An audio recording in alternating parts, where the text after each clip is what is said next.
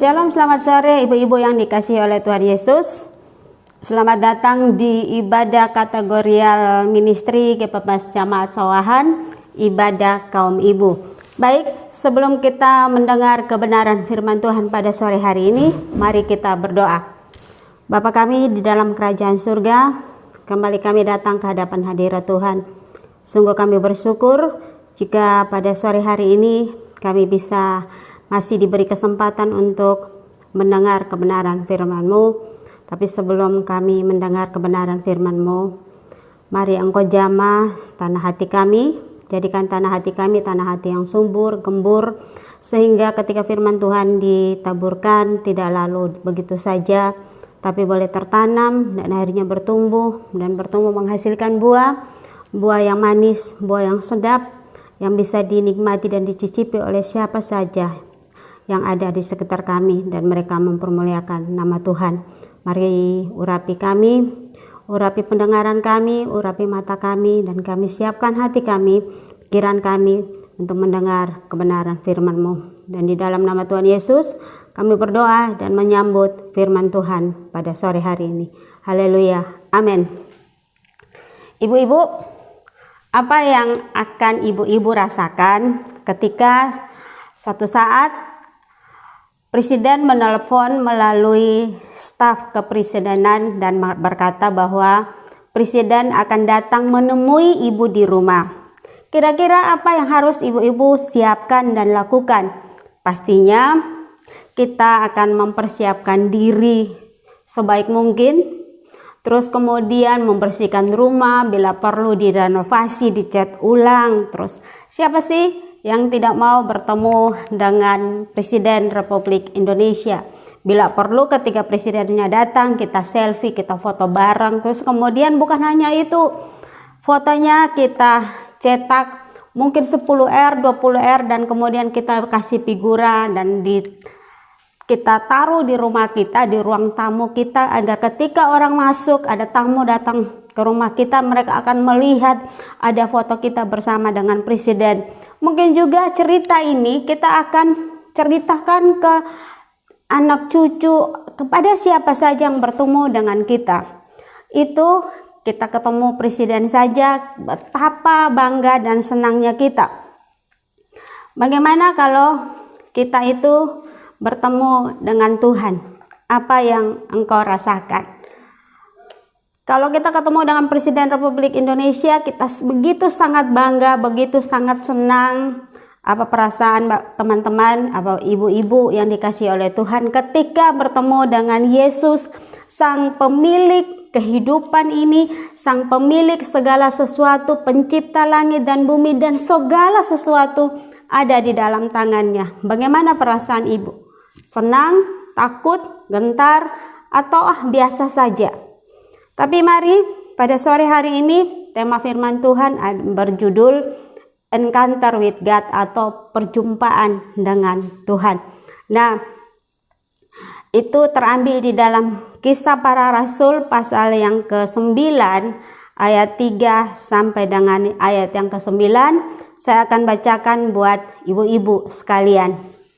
Kisah Rasul pasal yang ke-9 ayat 3 sampai dengan 9, demikian bunyi firman Tuhan. Dalam perjalanannya ke Damsyik, ketika ia sudah dekat kota itu, tiba-tiba cahaya memancar dari langit mengelilingi dia. Ia rebah ke tanah, dan kedengaranlah olehnya suatu suara yang berkata kepadanya, "Saulus, Saulus, mengapa engkau menganiaya aku?" Jawab Saulus, "Siapakah engkau, Tuhan?" Katanya, "Akulah Yesus yang kau aniaya itu. Tetapi bangunlah dan pergilah ke dalam kota. Di sana akan dikatakan kepadamu apa yang harus kau perbuat." Ayat yang ke-7, maka termangu-mangulah teman-temannya seperjalanan, karena mereka memang mendengar suara itu, tetapi tidak melihat seorang juga pun. Ayat yang ke-8, Saulus bangun dan berdiri, lalu membuka matanya, tetapi ia tidak melihat apa-apa. mereka harus menuntun dia masuk ke Damsyik. Ayat yang ke-9, 3 hari lamanya ia tidak dapat melihat, dan 3 hari lamanya ia tidak makan dan minum. Amin. Bapak Ibu Saudara yang dikasihi oleh Tuhan Yesus, kamu ibu yang begitu dikasihi juga oleh Tuhan Yesus, orang yang berjumpa atau salah satu orang yang berjumpa dengan Tuhan adalah Paulus. Siapa Paulus? Siapa Saulus sebelum menjadi Paulus? Kisah Rasul pasal yang ke-7 memberikan kita penjelasan seperti apa Paulus atau Saulus itu. Dia hadir pada saat Stefanus dirajam batu sampai mati, yaitu di Kisah Rasul pasal 7 ayat yang ke-58, dan dia ikut menyetujuinya. Tapi semuanya, yaitu kebanggaan secara lahiriah, disunat pada hari ke-8 dari bangsa Israel, dari suku Benyamin, orang Israel asli. Dia adalah orang Farisi dalam melakukan hukum Taurat tanpa cacat celah. Dan Filipi 3 ayat 5 sampai 6 menuliskan hal tersebut. Tetapi semuanya dianggap tidak ada artinya, dianggap sirna, dianggap sampah oleh Paulus. Karena apa? Karena perjumpaan dengan Tuhan. Mengapa demikian? Mengapa perjumpaan dengan Tuhan bisa membuat Paulus seperti itu? Kebanggaan rohani, kebanggaan lahiriah yang semua orang banggakan, tapi bagi dia dianggap sampah. Karena hal pertama, perjumpaan dengan Allah adalah anugerah. Anugerah atau kasih karunia adalah pemberian dari yang maha tinggi kepada yang rendah kedudukannya, atau kepada kita yang sebenarnya ibu-ibu dan saya, kita tidak layak untuk mendapatkan kasih karunia itu. Kita dilahirkan dalam sebuah keluarga Kristen, itu pun adalah anugerah terbesar. Mengapa perjumpaan Saulus dengan Tuhan disebut anugerah? Karena memang itu atas dasar inisiatif Allah sendiri dan bukan inisiatif Paulus. Coba kita lihat perjalanan dia ke Damsyik. Bukan pergi untuk mencari Tuhan, tetapi dia ingin membinasakan pengikut Yesus yang disebut Kristen. Tapi di tengah perjalanan Allah berkenan menemuinya. Kita nggak punya kekuatan apa-apa. Kita tidak memiliki kekuatan apapun jika bukan Tuhan yang berinisiatif datang menemui kita. Ibu-ibu yang dikasihi oleh Tuhan Yesus, inisiatif itu selalu datang dari Allah. Ketika manusia jatuh ke dalam dosa, yang berinisiatif datang mencari itu siapa? Allah atau manusia? Yang berinisiatif menutupi manusia dengan kulit binatang itu siapa? Yang berinisiatif menutupi tubuh manusia dengan kulit binatang itu siapa? Allah. Yang berinisiatif menyelamatkan manusia dari dosa itu siapa? Manusia? Tentu bukan, tentu tidak, tapi Allah.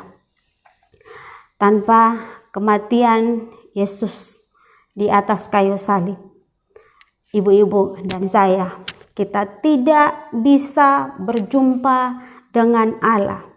Sebab pada ayat yang ke-7 dikatakan bahwa semua orang mendengar suara itu, tetapi mereka tidak melihat seorang pun.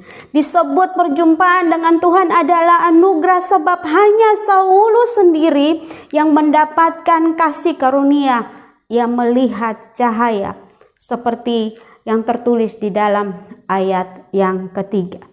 Ibu-ibu mungkin pernah mendengar lagu Amazing Grace. Penciptanya adalah John Newton.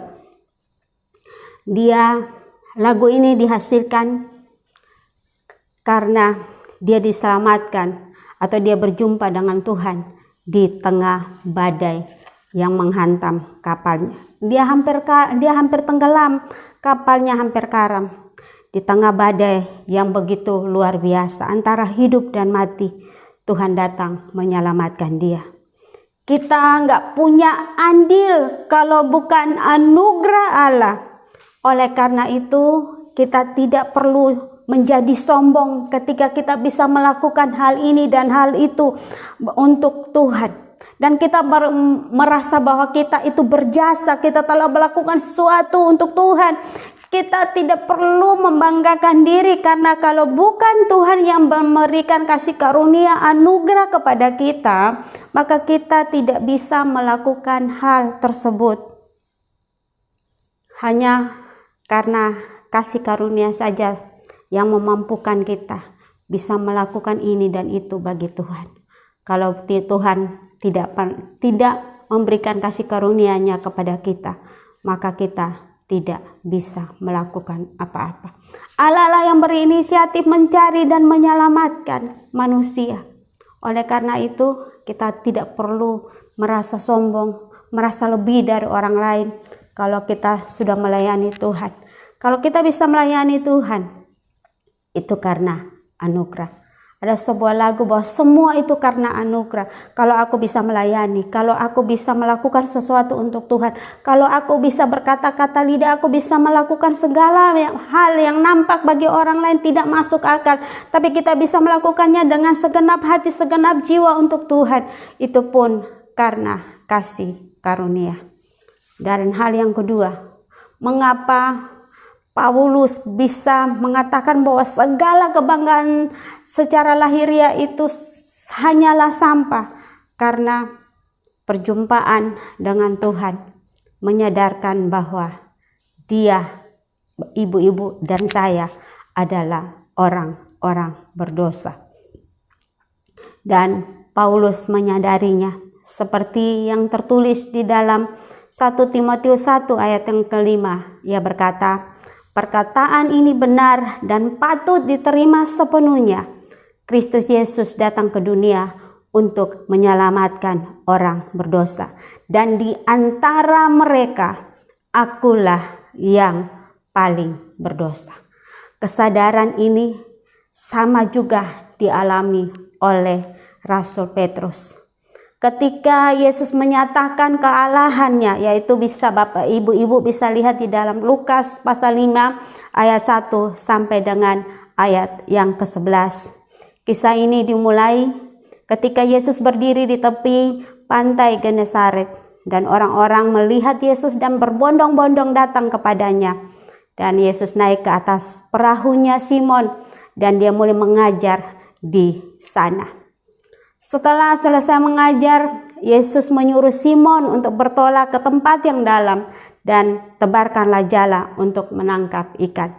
Tapi mari kita perhatikan apa yang Petrus katakan. Petrus berkata, "Guru, telah sepanjang malam kami bekerja keras, kami tidak menangkap apa-apa." Lebih lanjut ia berkata, "Tetapi karena Engkau yang menyuruhnya, aku akan melakukannya." Singkat cerita, mereka menangkap sejumlah besar ikan dan jalan mereka koyak.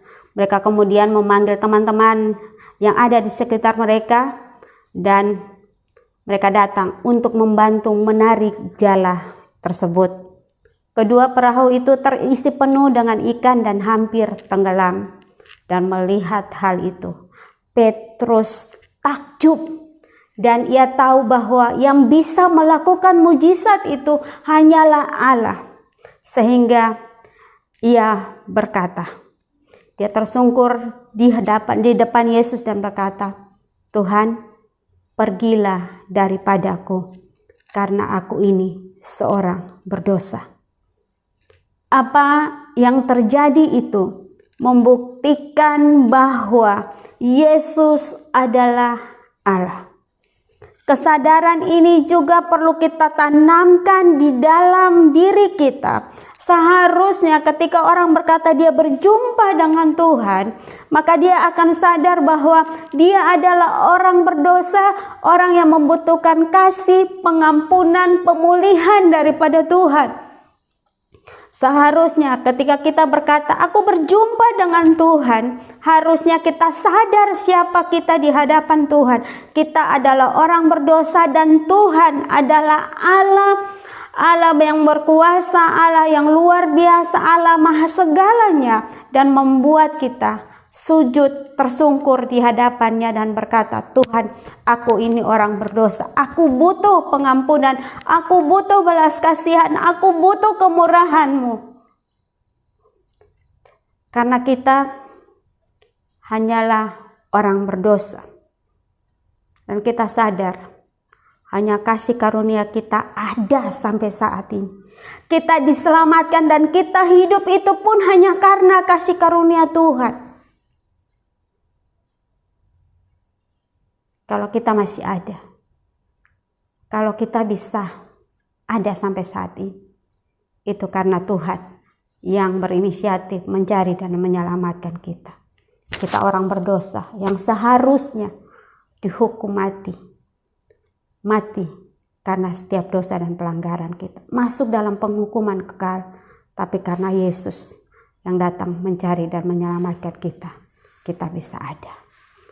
Kesadaran inilah yang membuat siapapun tidak akan pernah sombong di hadapan Tuhan.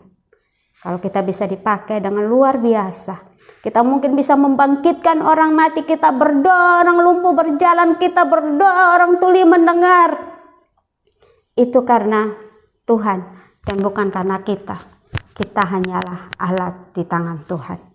Hal yang ketiga, perjumpaan dengan Allah itu mengubahkan, membawa perubahan hidup yang radikal.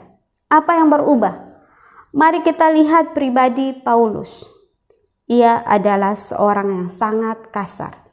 Bahkan ia tega menyeret mereka ke penjara. Ibu-ibu yang dikasihi oleh Tuhan, dalam Kisah Rasul pasal 9 ayat 1 dan 2 mengatakan kepada kita bahwa Saulus memperoleh izin tertulis dari Mahkamah Agama di Yerusalem untuk mengadakan perjalanan ke kota-kota yang jauh. Dia diberi wewenang atas setiap orang percaya kepada nama Yesus. Untuk apa? Dia untuk mengikat mereka seperti penjahat dan membawa mereka kembali ke Yerusalem untuk diadili. Dia rela berjalan sejauh 140 mil untuk menyeret orang Kristen ini dari Damsyik, dibawa ke Yerusalem untuk diadili di sana. Orang yang sangat kasar ini, ketika dia bukan hanya kasar, orang yang sangat kejam ini ketika berjumpa dengan Tuhan, ia mengalami perubahan karakter. Jika ada Allah dalam kita dan kita di dalamnya, maka harusnya ada perubahan karakter. Roh Kudus akan menuntun kita untuk hidup dalam kebenaran. Orang yang berjumpa dengan Tuhan harusnya mengalami perubahan karakter. Tadinya mungkin ngomong sama orang jutek judesnya minta ampun. Tadinya mungkin suka bergosip, suka ngomong kotor, kasar, dan mengomongin orang. Tapi setelah berjumpa dengan Tuhan, dia mengalami perubahan karakter. Dia bukan lagi orang yang bengis, orang yang kejam, orang yang jutek, tapi menjadi orang yang ramah, orang yang penuh kasih, orang yang penuh kelemah lembutan. Jika kita sudah mengaku kita tinggal di dalam Kristus dan Kristus tinggal di dalam kita, dan kita tidak menghasilkan buah roh dalam kehidupan kita, maka perlu dipertanyakan siapa yang kita jumpai atau siapa yang tinggal di dalam kita. Betulkah Kristus yang tinggal di dalam kita, atau sebenarnya diri kita itu dipenuhi dengan kita sendiri, sehingga kita menjadi orang yang egois, orang yang mementingkan diri sendiri. Apa-apa harus kita, apa-apa harus saya, nggak peduli dengan orang lain. Kita melihat Paulus yang sangat kasar dan kejam ini, ketika dia mengalami perjumpaan dengan Tuhan, dia mengalami perubahan karakter. Perubahan yang sangat luar biasa. Seorang penganiaya jemaat bisa menjadi pemberita Injil yang luar biasa. Dia bukan hanya mengalami perubahan karakter dalam hidupnya, tapi tujuan dan orientasi hidup pun berubah. Dia tidak lagi hidup untuk dirinya sendiri. Dia tidak hidup untuk membuat ambisinya terpenuhi. Dia tadinya penganiaya jemaat, tapi sekarang ketika berjumpa dengan Tuhan, dia jadi seorang pemberita Injil yang luar biasa. Dan dia di dalam perjanjian baru, hampir sebagian besar perjanjian baru itu ditulis olehnya. Karena dia tahu bahwa dia berkata dalam Filipi 1 ayat 21 sampai 22, dia berkata, "Karena bagiku hidup adalah Kristus dan mati adalah keuntungan. Tetapi jika aku harus hidup di dunia ini, itu berarti bagiku bekerja memberi buah. Jadi, mana yang harus kupilih? Aku tidak tahu." Ibu-ibu yang dikasihi oleh Tuhan Yesus, itu artinya bahwa baik dia hidup ataupun dia mati, nama Tuhan harus dipermuliakan atas hidupnya. Dia tidak lagi memusingkan bahwa aku melayani untuk kebutuhanku, aku melayani agar saya mendapatkan sesuatu di situ dan untuk memenuhi kebutuhanku. Dia tidak lagi seperti itu. Dia melayani apapun yang dikerjakan, baik pada saat dia hidup maupun dia mati, nama Tuhan harus dipermuliakan atas hidupnya. Kalau dia hidup harus menghasilkan buah agar orang lain bisa melihat hidupnya. Mereka melihat Yesus Kristus yang tidak nampak itu menjadi nampak melalui kehidupannya, melalui buah-buah yang dihasilkan oleh hidupnya, dan mereka mempermuliakan nama Tuhan. Pertanyaannya, sudahkah perjumpaan dengan Yesus itu mengubahkan hidup kita, atau sama seperti lagu duniawi yang berkata, aku masih seperti yang dulu, masih sama jahatnya, masih suka ngomongin orang, masih suka menggosipkan orang, masih tidak punya hati dan tidak punya belas kasihan pada orang, masih sudah suka tidak mengampuni, masih suka memendam amarah dan kejahatan terhadap orang lain, masih memikirkan mereka-rekakan yang jahat bagi orang lain. Kalau itu masih kita lakukan, mari saat ini kita minta ampun sama Tuhan dan kita bertobat, dan kita undang Roh Kudus agar memampukan kita untuk bisa hidup memuliakan Tuhan, menghasilkan buah-buah kebenaran. Dan hal yang terakhir, perjumpaan dengan Tuhan bukan sekedar saja dan berlalu. Tapi kalau kita lihat, kalau kita baca Alkitab dengan benar, setiap orang yang berjumpa secara pribadi dengan Tuhan pasti ada sebuah panggilan atau tujuan khusus di dalamnya. Di dalam Kisah Para Rasul 9 ayat yang ke-15, firman Tuhan datang kepada Ananias. Pergilah, sebab orang ini adalah alat pilihan bagiku untuk memberitakan namaku kepada bangsa-bangsa lain, serta raja-raja dan orang-orang Israel. Ibu-ibu, sama seperti juga Petrus. Setelah peristiwa itu Yesus berkata, aku akan menjadikan engkau penjala manusia.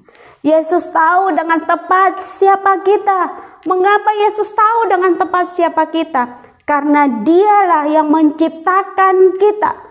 Setiap bagian dalam diri kita, Tuhan yang cipta, Tuhan yang atur, Tuhan yang mintal, Tuhan yang nenun. Maka dia tahu dengan baik siapa kita. Dia tahu dengan baik siapa Ani, dia tahu dengan baik siapa Mary, dia tahu dengan baik siapa saya. Karena dialah yang menciptakan diri kita. Tuhan tidak pernah salah untuk memilih orang. Tuhan tidak pernah salah. Mungkin orang berkata, Paulus itu jahat dan kejam. Kenapa harus dipilih jadi seorang pemberita Injil? Kenapa dia harus dipilih jadi seorang rasul? Dia tidak pantas. Tapi ingatlah bahwa Tuhan tidak pernah salah untuk memilih orang menjadi alatnya. Panggilan Allah itu khusus untuk orang khusus dan juga untuk tugas khusus. Ibu-ibu, kita adalah orang-orang yang telah menerima kasih karunia Tuhan, mengalami perjumpaan dengan Tuhan secara pribadi. Mari kita menghargai itu, karena perjumpaan dengan Tuhan adalah anugerah, menyadarkan diri kita siapa kita sesungguhnya. Perubahan dengan Tuhan mengubahkan hidup kita, dan perjumpaan dengan Tuhan kita dijadikan alat atau duta besarnya Allah di dunia ini, yaitu menjadi garam dan terang Tuhan, sehingga orang bisa melihat perbuatan baik kita, orang bisa melihat Kristus itu nampak jelas lewat hidup kita, dan mereka memuliakan nama Tuhan. Selamat berjumpa dengan Tuhan. Kiranya firman Tuhan pada sore hari ini memberkati kita semua, dan mari kita berdoa untuk menutup ibadah kita pada sore hari ini. Bapa di surga, kembali kami datang ke hadapan hadirat Tuhan. Sungguh kami bersyukur bahwa kami telah mendengar kebenaran firman-Mu. Roh Kudus, mari berbicara terus dalam hati kami, ingatkan kami kebenaran firman Tuhan ini agar kami terus menerus bisa hidup di dalam Engkau, dan kami mengingatnya dan kami mengalami perubahan demi perubahan, dan kami mempermuliakan nama Tuhan di dalam setiap langkah kaki kami Tuhan. Kami juga berdoa buat ibu-ibu yang sore hari ini melihat dan mendengar tayangan ini Tuhan. Engkau Allah yang melihat setiap pergumulan hidup mereka. Engkau tahu apa yang mereka perlukan, apa yang mereka gumulkan hari-hari ini. Pertolongan, pengawasan, pimpinan kami terbatas adanya, tapi kami punya Tuhan yang tidak terbatas. Yang kami percaya Tuhan sanggup menjawab setiap doa mereka tepat pada waktunya. Yang lemah Tuhan kuatkan, yang sakit Tuhan sembuhkan, yang sudah undur jauh daripada mereka Tuhan, daripadamu Tuhan Engkau hiburkan. Tarik pulang dengan kasih-Mu agar kami boleh bersama-sama ke depannya untuk memuji menyembah Engkau, bergandeng tangan mendengar kebenaran firman-Mu, melakukan firman-Mu. Kami membawa banyak jiwa datang kepada Engkau. Kami menguatkan satu sama yang lain, karena kami tahu kami punya Allah yang tidak pernah berubah dulu, sekarang, sampai selama-lamanya. Allah yang memegang masa depan kami, Allah yang tahu apa yang kami butuhkan dan kami perlukan dalam hidup ini. Terima kasih Tuhan, terima kasih. Sebentar kami akan berpisah, kami akan melakukan kegiatan kami, aktivitas kami, pekerjaan kami. Tapi biarlah kiranya kasih daripada Allah Bapa, persekutuan dengan Yesus Kristus dan Roh Kudus yang menyertai kami mulai saat hari ini sampai Maranatha, Tuhan Yesus Kristus datang kedua kali menjemput kami. Dan dalam nama Tuhan Yesus kami berdoa dan mengucap syukur. Haleluya. Amin.